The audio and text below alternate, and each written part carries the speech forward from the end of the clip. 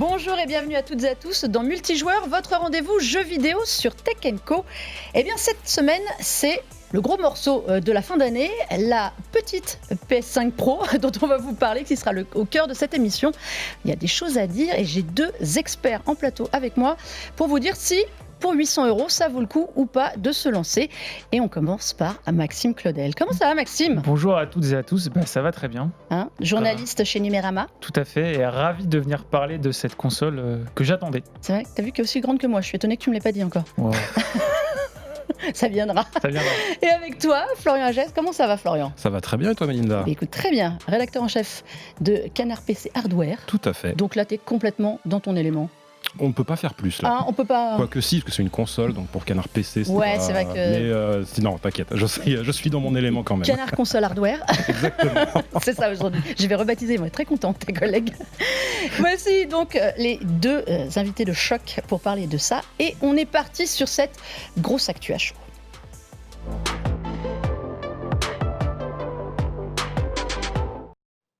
Pour ceux qui auraient raté l'actualité ces derniers jours, semaines, mois, la PlayStation 5 Pro est donc arrivée gentiment ce jeudi pour la petite somme, modique somme de 800 €. Donc, allez, on va le dire, on est quand même à 250 à 350 € de plus que la PS5 Slim avec ou sans lecteur, selon vos goûts. Maxime, c'était quoi la promesse de cette console qui n'est pas une console de nouvelle génération ? En gros, c'est une promesse qui est un peu similaire à celle de la PS4 Pro à l'époque, c'est-à-dire d'offrir plus de performance aux joueuses et aux joueurs qui désirent avoir une plus belle image, et notamment se rapprocher, parce que la promesse du 4K à 60 FPS de la PS5, on a vite compris que c'était pas vraiment possible, et là ça serait de s'en rapprocher, notamment grâce à une technologie qui s'appelle le PSSR, qui est en gros une mise à l'échelle boostée par l'intelligence artificielle, comme on en trouve sur les cartes graphiques de Nvidia avec le DLSS notamment. Et donc c'est vraiment pour moi une console qui cible les joueuses et les joueuses exigeants et qui veulent pas investir des milliers d'euros dans un PC, comme moi par exemple. Des gens comme toi. Des gens comme moi. Et qui, au passage, ont aussi un téléviseur qui est adapté, qui leur a déjà coûté une fortune, parce que si vous avez un téléviseur 1080p 50 pouces, la PS5 Pro vous servira pas nécessairement à grand chose. Flo, c'est un bon résumé. C'est une console de pointe pour des gens qui sont déjà en recherche de performance et de pointe. Oui, c'est ça. C'est une console pour des gens qui typiquement étaient déjà là au lancement de la PS5 en 2020, qui sont toujours en recherche d'avoir toujours plus de performance, des jeux toujours plus beaux graphiquement, et qui aujourd'hui se disent peut-être qu'ils aimeraient bien un peu de nouveauté, un peu de changement. Mais comme le disait Maxime, voilà, ils sont déjà dans l'écosystème PlayStation, ils n'ont pas forcément envie d'en changer, parce qu'il faut rappeler que bien sûr changer d'écosystème, ça veut dire acheter du nouveau matos, mais ça veut dire aussi potentiellement racheter ses jeux, parce que tes jeux, si tu les as sur PlayStation 5, tu les as pas sur PC. Donc voilà, c'est faciliter une transition vers tout simplement des jeux un tout petit peu plus beaux, qui restent quand même dans cette génération. Voilà, faut bien le redire, on n'est pas sur une console de nouvelle génération, ce sont pas de comme nouveaux pourra jeux, l'être plus tard une PlayStation 6. Ce qui permet de ne pas léser les propriétaires d'une PS5 qui ne veulent pas changer et qui ne voient pas forcément l'intérêt à dépenser 800 € pour quelques pixels et quelques FPS de plus. Donc, et dont on se doute qu'ils seront nombreux. Oui, tout à fait. Alors justement, on sait que le parc de PS4 a été très très important. La part de PS4 Pro sur le parc PS4, c'était pas non plus démesuré. Bon, au mieux. C'est ce que Sony a dit 20%. Sony a dit 20%, voilà. On était récemment, pas... ils ont fait une communication. L'un des co-CEO a dit... Sony, après, voilà, les communications, on en fait toujours ce qu'on veut. Le truc, c'est que moi, je me rappelle que déjà à l'époque, genre en 2017, donc juste après la sortie des PS4 Pro, ils disaient déjà que parmi les consoles qui se vendaient à cet instant, ils étaient à peu près à 20%. Oui, donc je pense que c'est en instantané, le mieux qu'a fait la PS4 Pro, c'est 20% des ventes. Maintenant, je pense que si tu regardes le parc global sur toute la génération PS4, c'est à 15%. On est plutôt à 15 voire 10% à mon avis. Mais ce qui n'est pas négligeable, c'est quand même une personne sur 5 qui veut cette course, qui veut participer à cette course à la performance. Mais est-ce que on a... Alors, ma question, c'est simple pour vous deux. Est-ce que le rapport PS4 Pro par rapport à PS4, le gap qu'on avait, est le même qu'on a aujourd'hui entre la PS5 et la PS5 Pro? La comparaison, en fait, est très, très difficile pour plusieurs raisons. La première, c'est que vraiment, la PS4 Pro Pro par rapport à la PS4, la seule chose qu'elle apportait en plus, c'était de la puissance. C'était vraiment de la puissance brute. On avait un GPU qui était non seulement en taille multiplié par 2, mais en plus avec des fréquences d'horloge nettement plus élevées. On passait sur une nouvelle génération d'architecture. Donc on avait en gros des performances graphiques qui étaient multipliées par, si je me rappelle bien, 2,4 à peu près. Ce qui était quand même énorme. Et en plus, l'usage prévu, on va dire, pour cette puissance graphique supplémentaire, il était extrêmement clair, c'était les écrans 4K. Parce qu'on était en 2016, on était en plein à l'époque de la démocratisation, on va dire, des téléviseurs 4K. Donc voilà, la console arrivait dans un contexte qui faisait que son rôle était tout trouvé. La PS5 Pro, elle n'arrive pas du tout dans un contexte comme celui-là. Et au contraire, elle arrive dans un contexte technologique dont je suppose qu'on va beaucoup parler dans cette émission, qui est extrêmement complexe, où les puces électroniques coûtent de plus en plus cher. L'évolution de la puissance des puces aussi a ralenti. Parce qu'au bout d'un moment, on arrive peut-être pas à un plafond technologique, mais on a toujours une courbe qui, à un moment, doit commencer à s'aplatir. Et du coup, elle joue pas juste sur la carte de la puissance brute, elle joue la carte des fonctionnalités. Donc là, Maxime vient de parler du PSSR, qui évidemment est un argument énorme, probablement le plus important pour elle.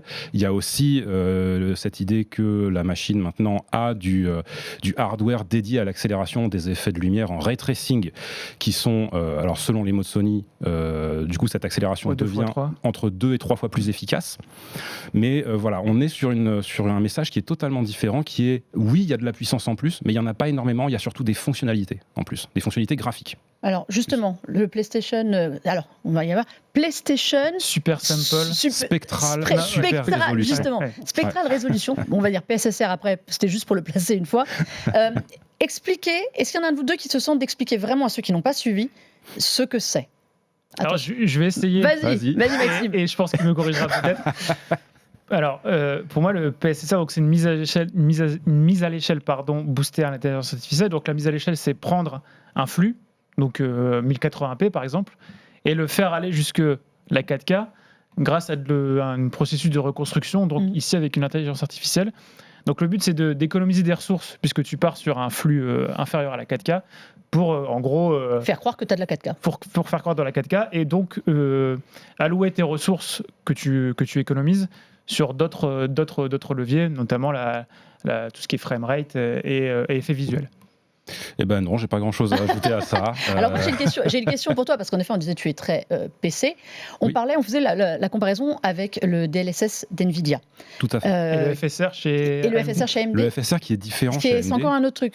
Qui est déjà utilisé par la PS4. Parce que voilà, le FSR, embrayons tout de suite, le FSR, effectivement, pour le coup, c'est un traitement de mise à l'échelle. Donc de la même manière, en fait, le but du jeu, c'est de pouvoir dire effectivement au jeu, fais ton rendu à une définition modeste, et puis après, on va avoir juste un algorithme de traitement d'image qui va agrandir ça à une résolution, une définition plus élevée.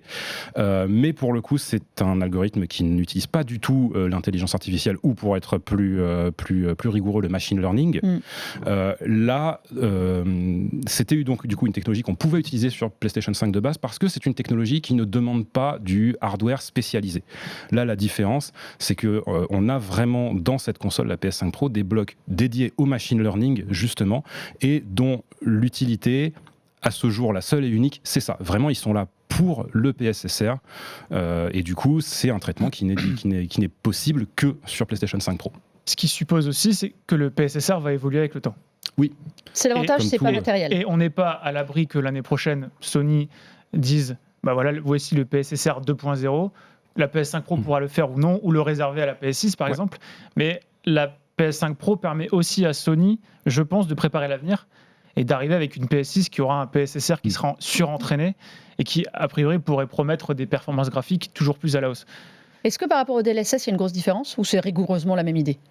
Alors l'idée est la même, mais justement, parce que ce que dit Maxime, c'est tout à fait juste, dans la mesure où on a vu du côté du DLSS, le DLSS, c'est une technologie qui est plus toute jeune chez Nvidia, elle était quand même apparue en 2018. On en est au 3.0, c'est ça, ou 3.2, je sais plus. 3.7. 3.7. La dernière version qui est sortie. Excusez-moi, je suis en retard. Non, mais donc c'est une technologie qui a bientôt 6 ans, et les toutes premières versions qui étaient sorties, il faut se le dire, elles étaient extraordinairement mauvaise. C'était vraiment catastrophique. Et en fait, c'est petit à petit qu'effectivement, il y a des nouvelles versions qui sont arrivées, les algorithmes qui ont été affinés manuellement, on va dire, par les ingénieurs de NVIDIA, mais aussi tout simplement, oui, des données d'entraînement qui se sont accumulées au fil de ces années. Parce qu'on rappelle que le principe d'un algorithme de machine learning, c'est que en fait, c'est une déduction statistique, on va dire, mais qui se base sur des données d'entraînement, donc où, en gros, on donne à l'algorithme des images de sortie calculées des fois en 8K, en 16K, tout ce que tu veux, et on lui dit voilà, donc ça c'est l'image 720p correspondante. Du coup, l'algorithme fait la relation entre les deux, et la prochaine fois qu'on lui donne une image 720p, du coup, il va être capable de déduire. Alors, c'est à ça qu'aurait dû ressembler l'image 16K. Et donc, ce processus d'entraînement, plus on le répète, plus on y ajoute de nouvelles données, plus il est efficace, plus il est surtout précis. Et du coup, on va pouvoir avoir une mise à l'échelle qui est de plus en plus précise et réussie. La version 2 ou 3, en effet, je pense que quand on arrivera à la PS6, on sera sur autre chose. Ça, c'est le trait le plus important de cette PS5 Pro. Alors, on n'a pas dit, il y a 2 Tera de stockage. Dessus, il n'y a plus de lecteur de base. Donc, à ce prix-là, c'est quand même un point qui est discutable. Mais alors, avec Maxime, on a des théories très différentes. Lui, il dit, c'est pas grave. Moi, je dis, non. C'est gênant. J'ai pas tout à fait dit ça. En fait, c'est... Je te balance. Moi, je dis que la PS5 Slim, si tu l'achètes avec un lecteur, tu as moins d'1 Tera de stockage. Tu vas forcément finir par acheter 1 Tera de stockage supplémentaire, ce qui est à peu près 100 €. Avec la PS5 Pro, ils te disent, tu as une console de 2 Tera de stockage. Si tu veux, tu peux acheter le lecteur qui est à peu près à 100 €. Le seul souci avec mon argument, c'est que le lecteur n'est pas disponible. Enfin, est très difficile à trouver. Ouais. Et c'est là où c'est un problème. Après, Sony en fait oriente plus ou moins le marché, qui est de dire que de plus en plus, il y aura moins en moins de lecteurs et moins en moins de jeux physiques. Ouais, alors pour le coup, moi je pense même pas que Sony oriente le marché. Je pense que Sony suit les joueurs en fait, parce qu'encore ce matin même, à l'heure où on enregistre cette émission, on a eu des résultats de Sony dans lesquels ils énoncent justement les proportions de ventes en dématérialisé et par rapport au physique. Et ce qui est marrant, c'est qu'on sait que sur les PS5 de base, la proportion de ventes du modèle digital est minime, c'est genre 10%. 1 sur 6. 1 sur 6. Une PlayStation, en gros, il y a 62 millions de PS5 qui ont été vendus. Il y a entre 10 et 11 millions de PS5 démat. Donc on est sur un rapport étrange quand même. La proportion de démat est ridicule. Par contre, derrière, tu regardes les proportions de vente de jeux, et là, on est à 70%, voire 80% sur certains trimestres en dématérialisé. Donc, il y a cette espèce de déconnexion, en fait, entre ce que les joueurs achètent comme matériel et ce qu'ils font derrière. Je pense qu'il y a l'air de rien, il y a énormément de gens qui ont aujourd'hui une PS5 avec lecteur de disque chez eux, ils se servent presque jamais du lecteur de disque. Sauf pour regarder un film éventuellement. Oui, même pas, parce que honnêtement le Blu-ray et le Blu-ray Ultra HD aujourd'hui, c'est ridicule. J'ai une question, est-ce que ces joueurs-là qui avaient le lecteur sur la PS5, la première, ou qui l'ont gardé peut-être sur Steam, ne sont pas tous ceux qui aussi ont un catalogue de jeux sur disque PS4 assez impressionnant. Mais je pense parce que moi, c'est à ça que ça me sert énormément. J'ai quelques jeux PS5, c'est vrai, en version physique, parce que j'avais envie du collector ou de trucs comme ça. Mais les jeux que je vais ressortir de temps en temps, c'est vrai que ça va être des jeux PS4. Mais je pense qu'il a été là, en fait, exactement le mauvais calcul de Sony. C'est-à-dire que Sony voit ce mouvement des joueurs qui achètent de moins en moins leurs jeux récents en version disque. Ce sont les nouveaux joueurs. Et du coup, ils se disent, puisque tous ces gens-là, en fait, ils ont dû constater qu'ils avaient une PlayStation 5 avec lecteur de disque, mais ils se servaient pas du lecteur de disque, donc la PS5 Pro, ils vont se contenter du modèle sans lecteur. Et du coup, c'est pour ça qu'ils ont très grossièrement sous-estimé, je pense, la quantité d'acheteurs de PS5 Pro qui allaient vouloir un lecteur. C'est pour ça qu'aujourd'hui, il n'y a plus de stock. Et le problème face auquel doit être confronté Sony aujourd'hui, c'est que cette rupture de stock, du coup, elle existe depuis l'annonce de la PS5 Pro, c'est-à-dire il y a un mois, un truc comme ça. Ouais. Et ça, c'est pas un problème qu'ils peuvent corriger du jour au lendemain. Je pense que les stocks, là, ils doivent être dans des containers sur des bateaux, mais le temps qu'ils arrivent, on sera probablement déjà en 2025 en fait. Sans oublier les scalpers qui s'ajoutent à la fête, bien sûr. Ouais. Est-ce que les promesses graphiques, elles sont tenues, messieurs? Parce que là, on va parler jeux, parce que mine de rien, la console c'est bien, mais il faut des jeux en physique ou pas physique pour le faire. On sait qu'il y a une 50aine de jeux qui, Day One à la sortie, étaient annoncés PS5 Pro. Finalement, on est à une centaine en fait. On est déjà à une centaine. Tout le monde a carburé. Qui n'ont une centaine annoncée, mais ils ne sont pas encore tous patchés. La très vaste majorité ont déjà reçu leur patch. Ah oui. En fait, il y a eu une vague beaucoup plus importante. Ça se voit vraiment moi j'ai eu l'impression, est-ce qu'il y a des jeux qui vous ont marqué, Maxime? Il y a un jeu qui te marque vraiment du passage à la version PS5 Pro? Clairement, pour moi, la vitrine de cette console, c'est Final Fantasy VII Rebirth. Mais vraiment, c'est clairement le jour et la nuit. Parce que Final Fantasy VII Rebirth, si tu jouais en mode performance sur PS5, c'était fluide. Il y avait quelques chutes de framerate, mais ça allait encore. Mais par contre, les arrière-plans étaient assez flous, c'était un peu grossier. Alors ça restait joli parce que la fluidité permet je trouve, de rendre le rendu plus beau. Mais si tu passes en mode fidélité, donc en 30 FPS, tu vois quand même une différence sur des plans fixes. Et en fait, sur PS5 Pro, tu as à la fois la qualité graphique du mode fidélité et la fluidité du mode performance. Donc c'est vraiment le meilleur des deux mondes et c'est vraiment la promesse de la console en fait, c'est d'offrir un rendu plus ou moins proche, voire parfois meilleur que le mode fidélité de la PS5 de base, tout en garantissant la fluidité. Mais sachant que ça, c'est quelque chose qui parle pas à tous les joueurs. Il y a des joueurs qui s'en foutent du framerate, qui jouent en 30 FPS et donc du coup la console, ils verront pas forcément la différence. Mais encore une fois, c'est une console pour des joueurs exigeants. Oui, c'est ça. Mais pour des joueurs comme moi qui ne jouent qu'en mode performance et qui des fois déplorent la qualité graphique en baisse par rapport au mode fidélité, parce que je compare toujours les deux quand je fais mes tests, là pour moi je suis pile poil dans la cible. Après il y a des jeux où la différence se voit moins. Je pense par exemple à Horizon. Qui était déjà beau parce en plus. que Horizon était déjà superbe sur PS5, donc tu le mets sur PS5 Pro, c'est un peu plus beau, mais c'est pas non plus la claque que tu attendais. Je sais que moi j'ai regardé sur Forbidden West, et qui est en effet un peu plus beau, mais c'est pas non plus extraordinaire. Et le Zero Dawn Remaster qui vient de sortir, honnêtement, c'est beau. Le truc en mais fait, c'est pas fou. C'est pas pour ça qu'on va acheter. Je pense que le message principal qu'il faut faire passer là-dessus, c'est que effectivement, en fait, le résultat va énormément dépendre des jeux. Parce qu'il faut répéter du coup que pour vraiment bénéficier de tous les avantages de la PS5 Pro, il faut que les jeux donc soient patchés. Voilà, les jeux qui n'ont pas été patchés peuvent bénéficier de la puissance supplémentaire. Oui, parce qu'il y a cette façon d'amélioration de l'image qui concerne notamment les jeux PS4. Mais c'est même pas encore de ça que je parlais. Voilà, mais même sur des jeux PS5 qui n'ont pas été patchés, typiquement, voilà, des jeux qui permettent, soit qui n'atteignaient pas leur framerate, ou alors qui ont un framerate qui permettent de déverrouiller le framerate si on a une télé 4K 120 Hz VRR. Ce qu'il faut. Mais c'est ça le problème. On en reparlera, je pense. Parce que là-dessus, je sais que je suis pas tout à fait d'accord avec toi.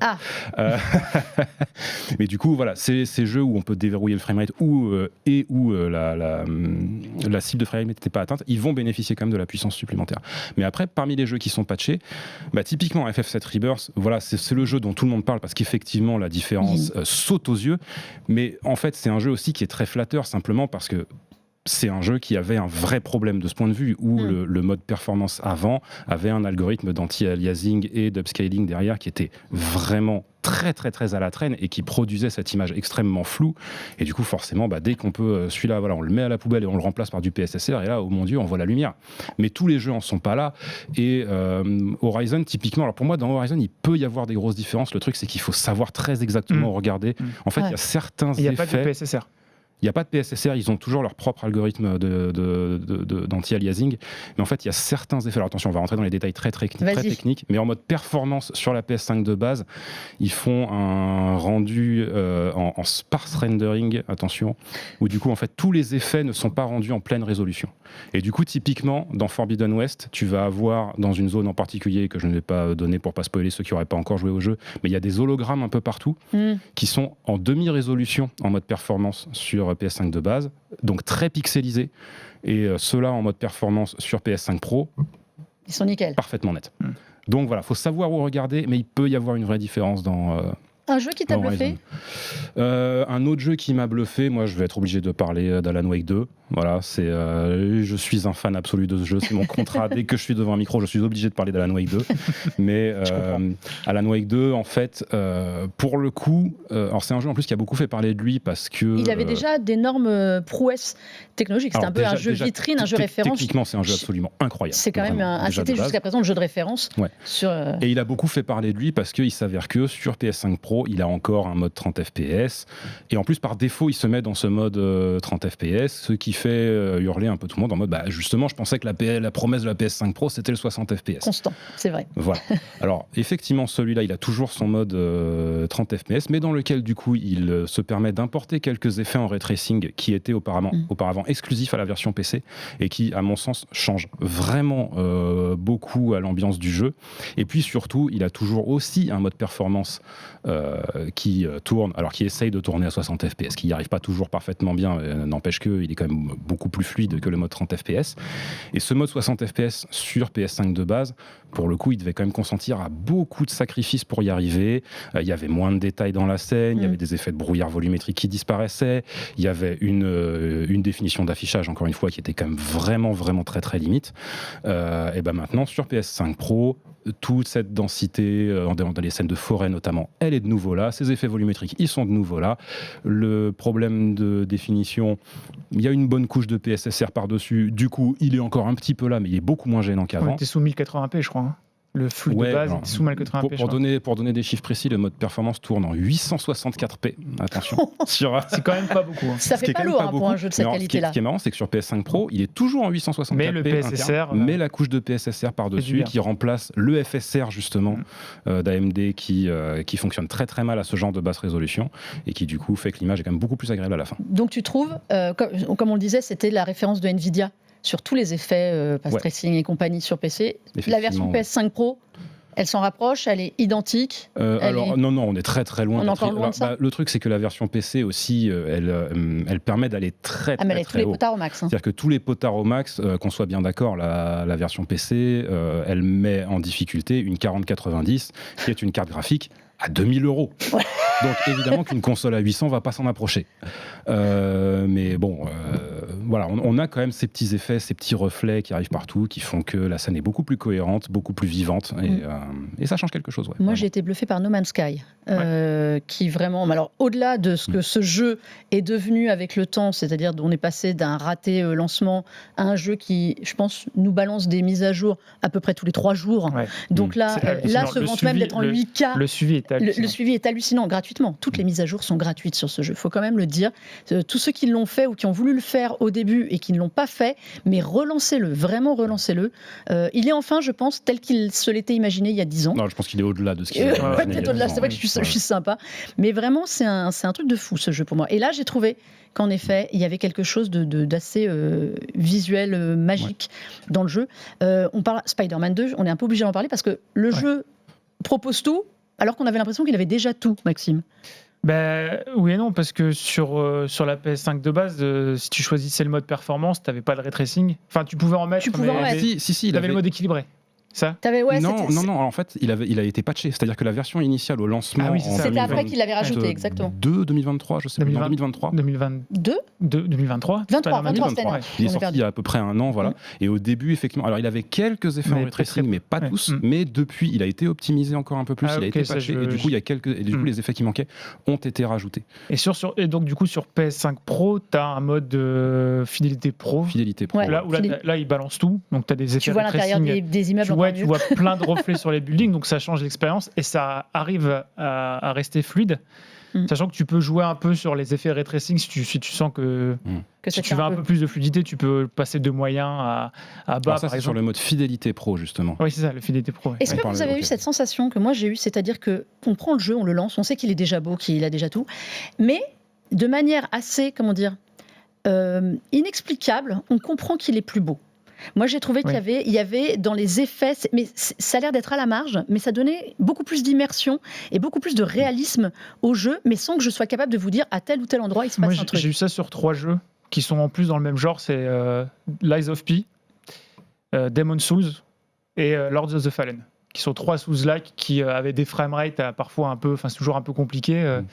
Et là, j'ai trouvé qu'en termes de clarté et de fluidité, c'était Lies of P. Franchement, je me souvenais que le mode performance à l'époque était un peu toujours pareil. C'est fluide, mais c'est un peu flou. Là, c'est d'une clarté assez phénoménale. Pareil pour Demon's Souls, mais Demon's Souls, c'est déjà un des plus beaux jeux sur PS5 depuis la sortie. Et ouais, il y a un réel changement qui, des fois, on a un peu du mal On n'arrive pas à mettre des mots. percevoir. Ouais. Et en fait, non, c'est juste que plus on y joue, plus on se rend compte qu'il y a un Mais- vrai gain et ça apporte du confort, quoi. Ça, de toute façon, c'est ce qui est devenu l'évolution technique des jeux vidéo depuis un bon paquet d'années, je trouve. Parce que même aujourd'hui, quand on parle justement de matos ultra haut de gamme sur PC, les fameuses histoires de jeux en path tracing, tels que Alan Wake 2, Alan qui Wake propose 2. sur PC un mode path tracing, mais le plus spectaculaire, c'est évidemment Cyberpunk 2077, où il y a ce fameux mode path tracing où, pour expliquer en gros tout l'éclairage, mais vraiment tout l'éclairage de la scène est géré en ray tracing. Et le fait est que, en vrai, tu prends quelqu'un qui n'est pas un spécialiste, qui ne sait pas où regarder exactement, tu lui mets les deux images côte à côte fixes, il va avoir du mal à te dire laquelle est laquelle. Faut s'habituer. Mais il y a quelque chose, au bout d'un moment, ça finit par jouer sur quelque chose d'inconscient, en fait, où c'est pas des choses auxquelles on réfléchit, mais simplement on est habitué, nous, dans la vraie vie, à voir la lumière se comporter d'une certaine manière. Et même si on n'est pas capable de mettre le doigt dessus, le fait de voir dans le jeu la lumière, encore une fois, se comporter d'une manière qui est physiquement exacte, bah oui, ça rend tout de suite le truc un peu plus tangible, un peu moins artificiel. Et oui, il y a ce petit surplus d'immersion qui arrive. Et oui, la PS5 Pro, elle est aussi dans ce registre-là sur beaucoup de jeux. Mais est-ce que Pas tu tous, penses, mais- toi qui es plus joueur PC, et donc il y a... Parce que nous, le ray tracing... Enfin, moi, je parle en tant que joueur console, puisque je joue que sur console, mais pour moi, le ray tracing sur PS5, en tout cas, c'était des promesses. Et à chaque fois que je l'activais, je finissais par le désactiver parce que ça ramait trop. Est-ce que tu penses que la PS5 Pro répond un peu plus et est un peu plus à l'aise avec les effets de ray tracing? Parce que j'ai pas cette impression, moi. Genre sur Hogwarts Legacy, par exemple, j'ai activé le ray tracing, j'ai mis le framerate variable pour que ça soit plus fluide que 30 FPS. Ouais, alors Et ça ramait dès que je bougeais la caméra. Donc, mais alors, en fait, le truc qui est marrant, c'est que Hogwarts Legacy, alors pour le coup, justement, je pense que j'ai un Qui est point optimisé PS5 Pro, Oui, faut le alors justement, rappeler. j'ai un point de vue assez informé là-dessus parce que je l'ai pas mal essayé pour la science sur PS5 Pro avant que le patch soit arrivé. C'est la petite chance, le petit truc qu'on a pu faire parce qu'on a eu la console quelques jours avant sa sortie. Et le problème, en fait, c'est qu'il y a un moment où... Enfin, est-ce que c'est un problème? Je sais pas, mais le truc, c'est qu'il y a un moment où c'est juste un choix des développeurs. Dans Hogwarts Legacy, en fait, sur le mode ray tracing, ce que les développeurs ont décidé de faire, c'est il y avait déjà un mode ray tracing sur PS5, mais avec des reflets qui étaient vraiment très très approximatifs. Il y avait les reflets étaient en définition ultra basse, la couverture était très limitée. Et sur PS5 Pro, ils ont juste décidé de dire bon, bah, on va améliorer un peu les reflets en ray tracing. Mais le truc, c'est que avant sur le jeu, avant qu'il soit patché, quand tu te mettais en mode ray tracing, framerate déverrouillé, tu tournais facilement à 45-50 FPS. Mais c'est clairement pas ça qu'ils ont décidé c'est pas cette avenue-là qu'ils ont décidé de poursuivre, on va dire. Ils ont décidé que plutôt on allait améliorer encore les effets de ray tracing, mais du coup le machin est optimisé pour les 30 FPS. Alors oui, le jeu te permet toujours de déverrouiller le framerate, mais franchement, il faut pas le faire. Oui. La bonne façon de faire, c'est de rester verrouillé à 30 FPS. Il tient toujours ses 30 FPS parfait, hein, c'est parfaitement stable, mais c'est 30 FPS. Mais j'ai pas trouvé le ray tracing est beaucoup plus joli. J'ai pas trouvé sur Hogwarts Legacy, par exemple, un intérêt absolu à passer en PS5 Pro, moi. Ben moi, le problème, c'est que je ne peux plus jouer en 30 FPS, en fait. Je refuse catégoriquement. Ça, c'est parce que tu t'embourgeoises, Je Maxime. refuse catégoriquement de jouer à 30 FPS. La PS5 Alors m'a que même moi, j'en suis pas là. Tu vois. Mais lui, la PS5 Pro est faite pour lui, on l'a dit. La PS5 m'a fait découvrir, parce que, comme je l'ai dit, comme je le répète, je suis joueur console, m'a fait découvrir le 100 FPS. Je suis incapable de revenir en arrière. Dès que je bouge la caméra en 30 FPS, ça me donne limite la nausée, en fait. Et je pense qu'on est beaucoup de joueurs dans ce cas-là. Et pour moi, du coup, le ray tracing, c'est encore une illusion, quoi. Sauf sur Spider-Man 2, par exemple. Oui, après, le ray tracing peut être utilisé pour beaucoup de choses différentes. Après, voilà, ce qui était promis au lancement de la console, et bon, là-dessus, il n'y a pas eu de mensonge, c'est que le fait est que ce GPU contient des éléments qui sont là pour produire une accélération hardware du ray tracing. Si les développeurs veulent l'utiliser, tant mieux pour eux. S'ils ne veulent pas, tant mieux pour eux aussi. Voilà, le fait est que pour avoir des effets de ray tracing vraiment larges dans une scène, typiquement sur Alan Wake 2, il faut toujours verrouiller à 30 FPS. Bon, c'est difficile de le reprocher à la console, on va dire. Je pense que c'est plus voilà, cette capacité-là, les développeurs en font ce qu'ils veulent. Donc du coup, on aura peut-être du ray tracing plein madin comme sur Alan Wake 2, sur PS6 plutôt en 60 FPS. Ouais, à mon avis. On peut ou pas, ça dépend. Franchement, ça dépend de ce que la technologie fera à ce moment-là. Ça dépend de ce qui sera disponible auprès. Parce que là, du coup, on sait via des fuites que pour la PS6, Sony se fournit toujours chez AMD. Donc il y a un moment aussi où Sony est tributaire des technologies stratégie dont AMD dispose à un moment donné, même s'il y a forcément toujours une collaboration entre les deux. Bon, peut-être qu'on aura trouvé un autre moyen de faire du rendu sans ray tracing qui sera aussi réaliste que du ray tracing et du coup qui sera mieux. Vas-y, après on va conclure sur la PS5 Pro. J'ai quand même un reproche, au-delà de la politique commerciale que je trouve mesquine de la part de Sony, c'est-à-dire une console à 800 € fournie sans socle vertical, avec des plaques, avec des socles en plastique transparent et dont on ne peut pas changer les plaques de personnalisation parce qu'ils ont modifié les encoches. Bon, ça c'est le petit coup de gueule. Il y a un truc qui me dérange un peu sur la PS5 Pro, c'est que ça multiplie les modes graphiques par 2, 3. Oui, ça c'est clair. Et du coup, j'ai l'impression d'être un joueur PC. Et ça, c'est un truc qui me chiffonne un peu, parce que moi, ce que j'aime sur console, c'est lancer mon jeu et qu'on m'impose l'image. Et ça, sur la génération PS5, ça avait déjà commencé avec le mode performance, mode fidélité. Bon, j'ai compris qu'il fallait mettre le mode performance par rapport à mes préférences. Mais là, sur PS5 Pro, tu as des jeux où tu as 5-6 modes graphiques différents. Donc, ou même, sur Spider-Man d'ailleurs. Ou même tu peux régler les effets ray tracing. Ça m'embête un peu. Par exemple, Demon's Souls, mode PS5 Pro, hop, c'est le meilleur des deux mondes. Ça me va très bien, j'ai pas besoin de me prendre la tête à aller gagner 5-10 FPS en modifiant tel effet. Et ça, c'est quelque chose que je reproche un peu à la console. J'aurais préféré que ça soit plus simple. Flo, oui, vas-y. Non, juste, en fait, je suis pas forcément d'accord dans la mesure où, déjà, je pense qu'il y a quand même toujours un moyen où, en fait, les jeux ont toujours un réglage par défaut auquel tu es libre d'adhérer. Il y a un moment aussi, si tu vois tous ces modes graphiques et tu décides que, fatigue, je fais ce que le développeur voulait à la base, tu laisses le jeu tel qu'il était et normalement, tout va bien. Après, je pense que justement, ils font ça aussi parce que je pense très sincèrement qu'à l'inverse, il y a toute une catégorie de joueurs qui jouent sur console, surtout parce qu'ils jouent principalement au salon, ils n'ont pas envie d'acheter un PC, mais dans l'absolu, c'est des joueurs passionnés et ça peut les amuser justement. Tout comme il y a plein de joueurs PC, c'est exactement pour ça qu'ils jouent sur PC, c'est parce que ça les amuse d'aller trifouiller dans les paramètres graphiques pour tout changer à leur guise. Bon, je pense qu'ils savent quand même à qui ils s'adressent. Et pour moi, je vois pas forcément de reproches à adresser à la machine là-dessus ou aux développeurs là-dessus, parce que oui, après, il y a toujours l'option de dire non, mais moi, de toute façon, tout ça, je m'en fous. Je joue dans le mode par défaut et point barre. C'est mon côté fainéant. C'est ça, exactement. Donc voilà, la PS5 Pro. On a essayé de vous donner un large aperçu de la console. Je voudrais qu'on prenne 2 secondes pour faire à quoi on joue. Toujours un PS5 Pro pour parler d'un jeu qui nous a tous surpris. Enfin, en tout cas, Maxime et moi. Voilà, surprise, jingle.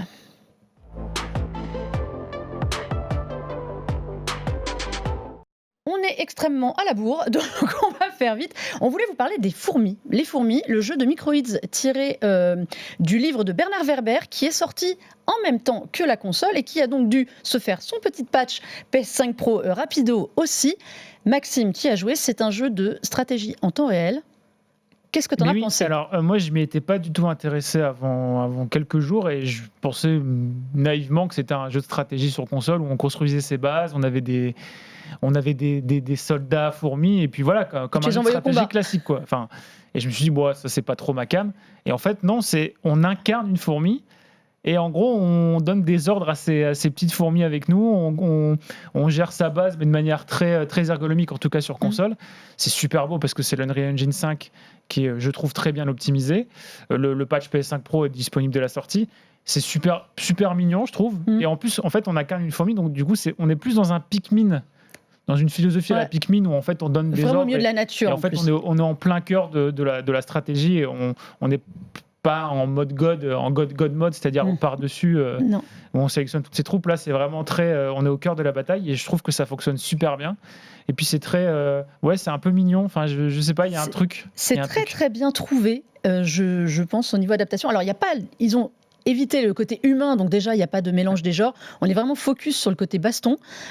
Moi j'adore la reproduction de la forêt de Fontainebleau, je trouve qu'il y a un gros travail quand on sait que c'est une toute petite équipe Tower 5 à La Rochelle, c'est un studio français en plus qui fait ça. Ça c'était la bonne surprise.